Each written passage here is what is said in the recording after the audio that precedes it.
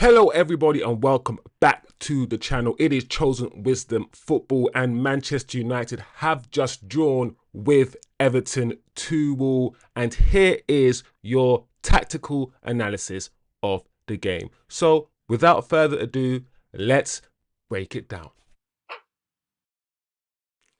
Now, the first thing we have to clear up, people, is what was the formation? What system?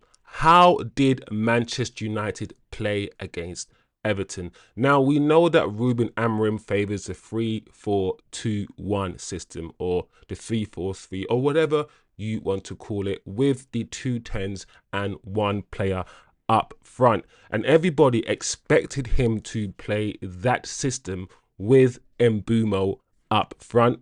Understandably, Mbeumo is the striker, or let's say Mbeumo is the player with the most amount of goals. So most people just assumed he would play his original, the system that we are used to seeing, and with Mbeumo up front. However, guys, that is not what happened. In fact, Ruben Amorim adopted 2 different formations during this match, 2 different approaches, and we're going to analyze both of these approaches now.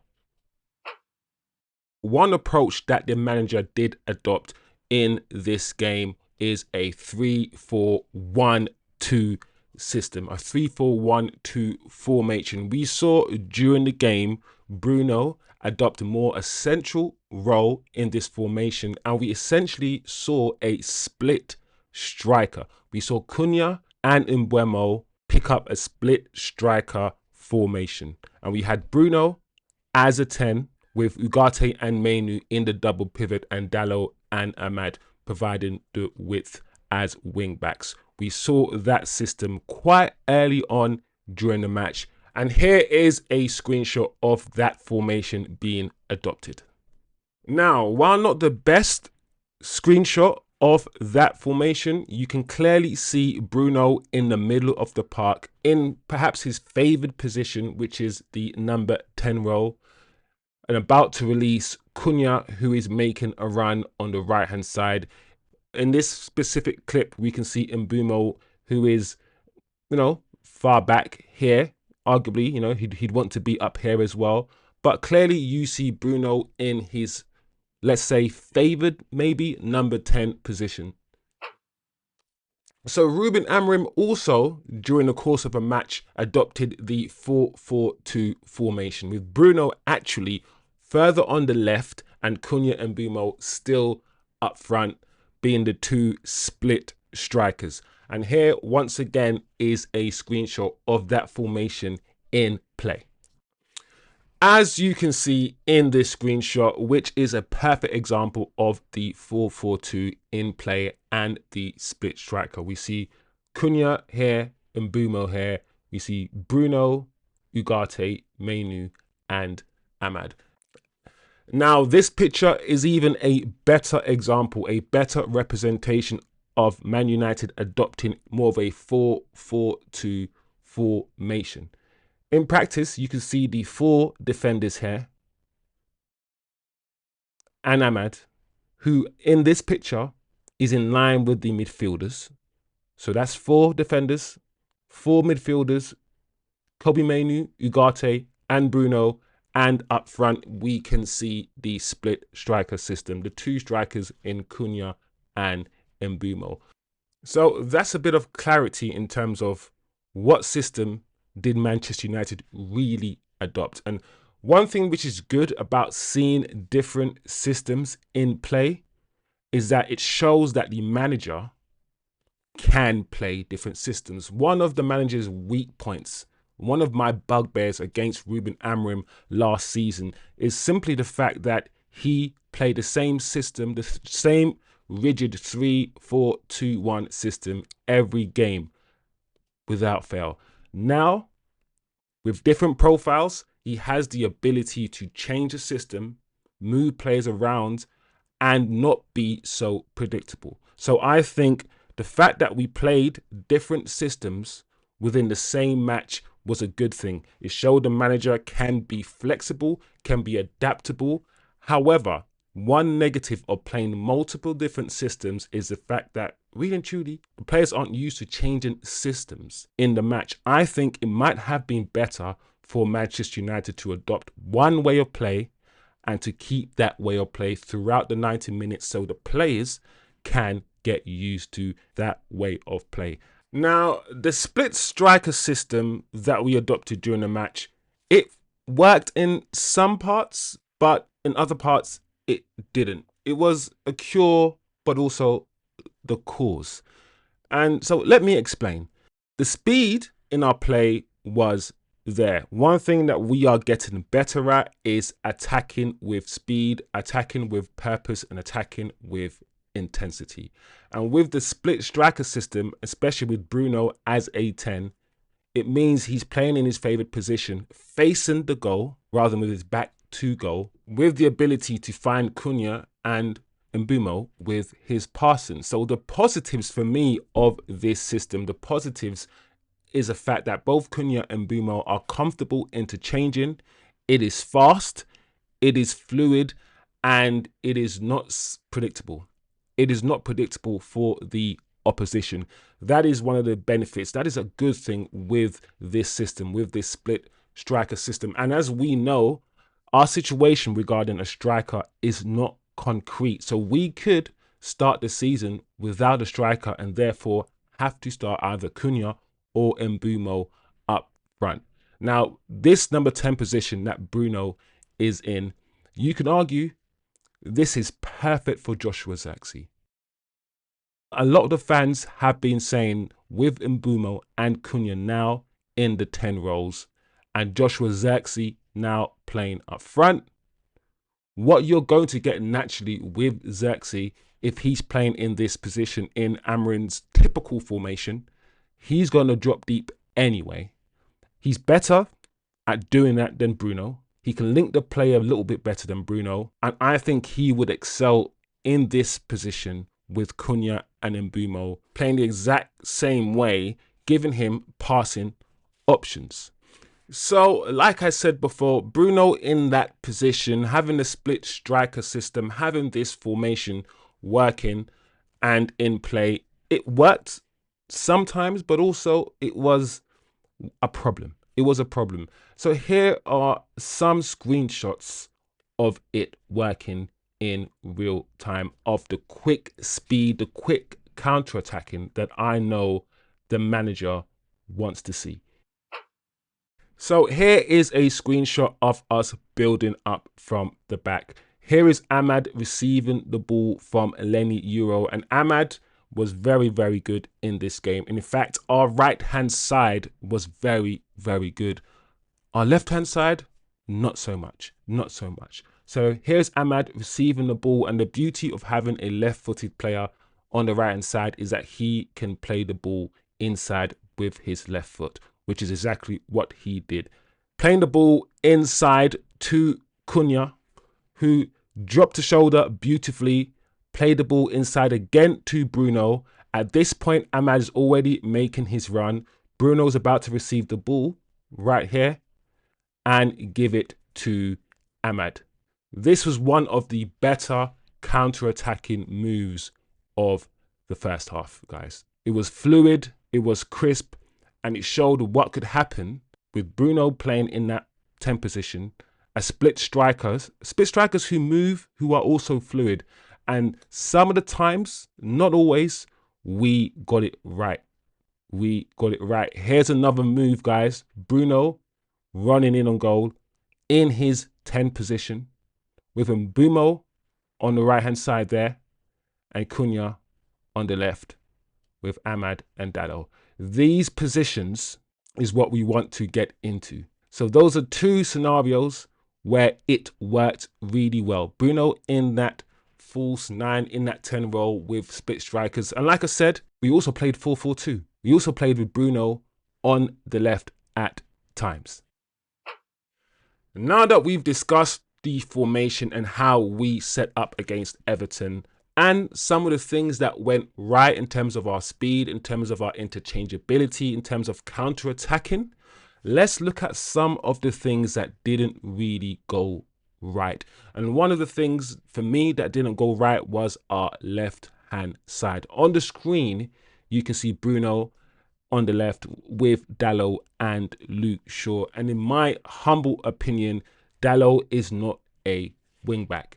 During the course of the game, people, Dalot didn't really make penetrating runs. And he wasn't as high as Amad was. As the screenshot, I showed you the screenshot where Amad was basically one of the midfielders along with Bruno, and Dalot was essentially a left back. There were some times where Dalot would find himself in these positions, but unlike Dorgu, Dalot was not making any penetrating runs. The left-hand side during this game didn't produce anything. It was null and void.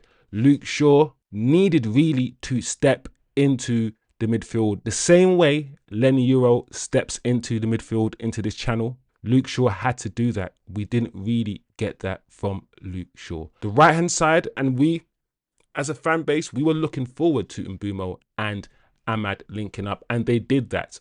Mbeumo and Bruno, when he drifted over this side, creating an overload, we had joy on the right-hand side. Amad playing really high up, making penetrating runs, but that wasn't the case on the left-hand side. So in terms of all our attacks, we were just lopsided. Everything we did came from this right-hand side. And that is something the manager needs to sort out ASAP. He needs to find a balance. Dalot is not a wing-back. He's not as creative, he's not as skillful or technical as Amad. He's not going to do what Amad does. Now let's talk about the midfield. And in my opinion, I do not think we have a midfield partnership that truly works in the Premier League. Now with Bruno in the 10 and the split striker system, you'd think we would have an extra midfielder in the middle of the park. But in fact, we often know that Bruno comes up and he appears anywhere. I've seen Bruno appear on the right-hand side, in the middle, and of course, on the left. And this lack of consistency is a problem. I've said that the interchangeability was a positive, but it was also a negative. One of the reasons why Ugarte and Mbeumo worked in the previous game is because they were holding hands. They knew exactly where each other were. There were only 5 or 10 yards between each other. Ugarte is not that good on the ball. So once he wins the ball, he really wants to pass it, or he needs to pass it 5 yards or 10 yards left or right. Keep it simple. We're going to talk about Ugarte in a second and analyze him individually. But for now, this didn't work in the game, and one of the reasons why it didn't work is because in the previous game when Amad was playing in the 10 here and we had a striker, let's say, Amad would drop here and join the midfield and give options. Mason Mount in the previous game would drop here and give these two options. So we essentially had 4 players in the middle of the park, and one of the good things, great things we saw against West Ham was us moving the ball through the centre, making triangles through the centre, with Amad in this position in the 10 dropping deep or coming into the middle. So did Mount. Ugarte and Mbeumo therefore always had options. The difference in the game today, guys, and this must be understood, is that with Bruno playing either here or over there, and Mbeumo and Cunha not really behaving like 10s, they're behaving like strikers. We did get Mbeumo drop here sometimes. We did see him with few touches infield, but not the way Amad did it. Amad put his foot on the ball. He passed an interchange with the midfield and he stayed there. Sometimes you saw Amad drop here in this position to pick the ball up from the defense. Amad was actually here acting like a midfielder. Mbeumo appeared here, passed the ball infield, and then ran on. We had Mbeumo and Cunha appearing in the midfield, but they didn't really stay there. So eventually, as the half went on, Ugarte and Mbeumo started getting swamped. Yes, we had more possession than Everton, but the midfield two didn't work as well. Now, another issue we had, of course, was Ugarte, and we have to talk about Ugarte's game. He didn't play that well. Some of his passing, in fact, a lot of his passing went astray. And to be honest, he's not the most press resistant player. He was the deepest of the double pivot players, but his inability to be press resistant and his inability to pass quickly and to progress the ball effectively, in my opinion, was an issue today. So let's have a look at it. Ugarte didn't actually start the game well, and he made a few errors earlier on, and that just set the tone for his game. And you can't really atone for individuals playing that badly, individual errors, and he just couldn't get the ball out of his feet. And it came to a point where Everton started targeting him the way that some teams used to target Fred and target Scott McTominay. They realized after 50, 60 minutes that he wasn't the most press resistant. So as soon as he got the ball, you saw 2 or 3 Everton players surround Ugarte to try and win the ball. And his passing was just not great today, guys. Now, the perfect example of this, of course, probably was Everton's goal. Ugarte is about to receive the ball. He's in his own box and he's defending. Mbeumo is free right there. He could easily just play the ball to Mbeumo very quickly with his first touch without even needing to control the ball. If he was a forward-thinking player, his head would be already up and fully aware of his surroundings. But his head is down, staring at the ball. He receives the ball and he tries to dribble between 2 players. He's not known for his dribbling ability and he's not known for his speed or pace. So why he decided to do that, I do not know. He also had Cunha right here, who was out of the original shot. As you can see, he's now been tackled. He could have easily given the ball to Cunha or Mbeumo, and we would have been on a counter-attack, but he lost the ball in a very, very dangerous position.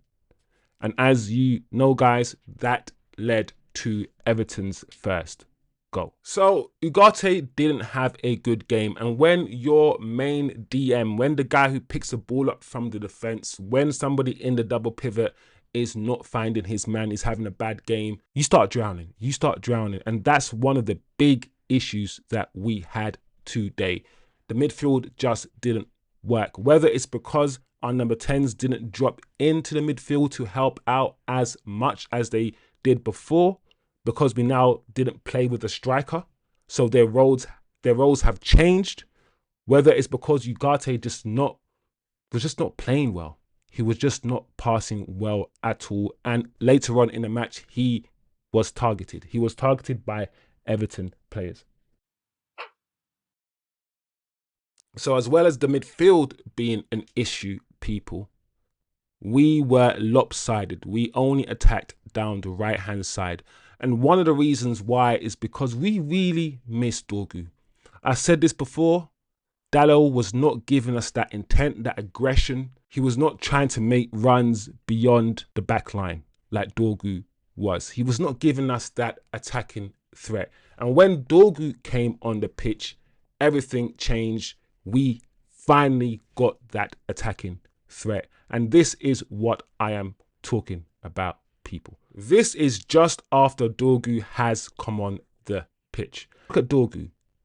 Dorgu is about to start sprinting forward. If this was Dalot, I do not think Dalot would be sprinting forward to offer support, to provide an option. For some reason, I don't know why, people, when Dalot moved over to the right-hand side, he started doing that. When he was here on the left with Shaw, he didn't do that at all. And as you see from this clip, and the reason why I really want to show this clip is to highlight where Dorgu is. Dorgu is high, he's free, and because of his positioning here, Mount is about to score. Because if Dorgu's not here, distracting this player doesn't really want to go too hard on Bruno, because he knows that he's here, giving Bruno a bit more space to make that pass into Mount.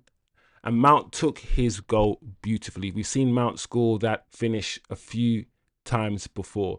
But when Dorgu came on, he showed intent. He held the width, provided an option. And in my opinion, he has to start. He has to start against Arsenal. He is a first teamer now, ahead of Dalot. Now, the formation that you see on screen is essentially the formation that we ended the match in, which is our usual formation, 3-4-2-1. And we looked slightly better.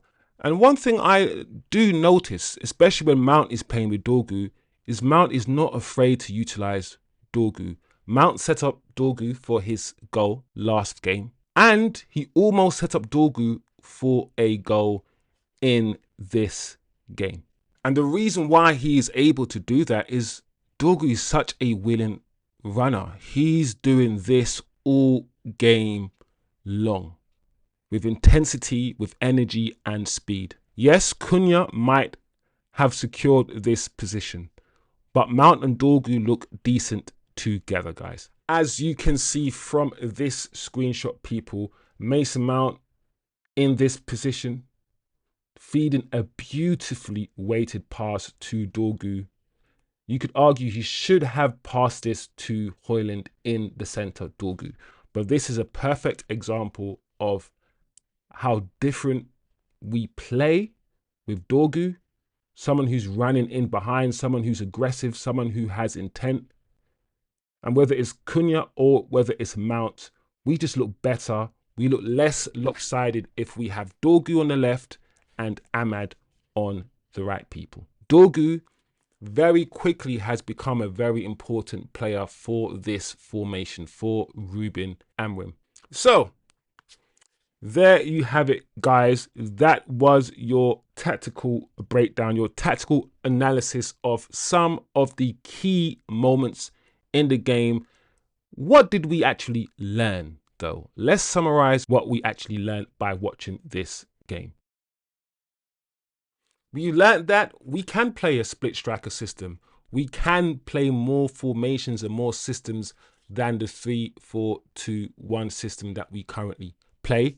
It shows that Amorim is flexible. He wants to try different things with the different profile of players that he has. There's a lot of kinks still to iron out. We dropped the level of intensity a little bit in this game, and someone has to wonder, are we simply just tired?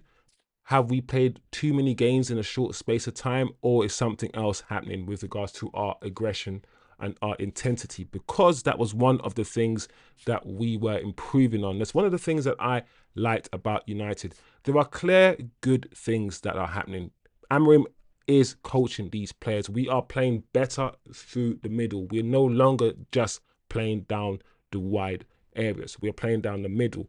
We do need to get a balance, though. We cannot rely on Ahmad and Mbeumo on the right-hand side. We need some creation down the left. And we've seen enough from Dorgu, Cunha, and even Mason Mount to see and to show us, or to feel, that we can be just as creative, just as potent down the left as we are down the right. Listen, Ugarte didn't have a good game today. He didn't. His passing was absolutely shocking. So a midfielder for me is a must. Manchester United need to get a midfielder. In the double pivot position, people, I truly believe we need a midfielder that has all-round capabilities. We are in the progress or the process of mixing and matching, or playing Bruno there and getting somebody who can cover Bruno's deficiencies.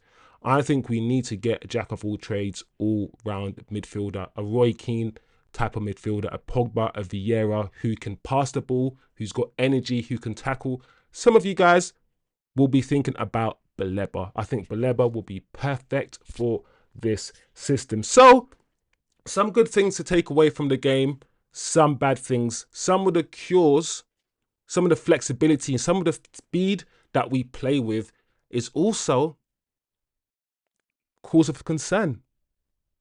The cure and the cause. We do have a bit to go. It's not perfect. It's not the most fluid yet, but I truly believe with these players and with this manager, we can keep improving, and we have already seen improvements. So there you go, guys. Let me know what your thoughts of the game were, what you thought went right, and of course, what you thought didn't go too right. Let us know, guys. Comment below. Let me know your thoughts on the game, on the analysis, and on the tactics. And I will see you guys next time.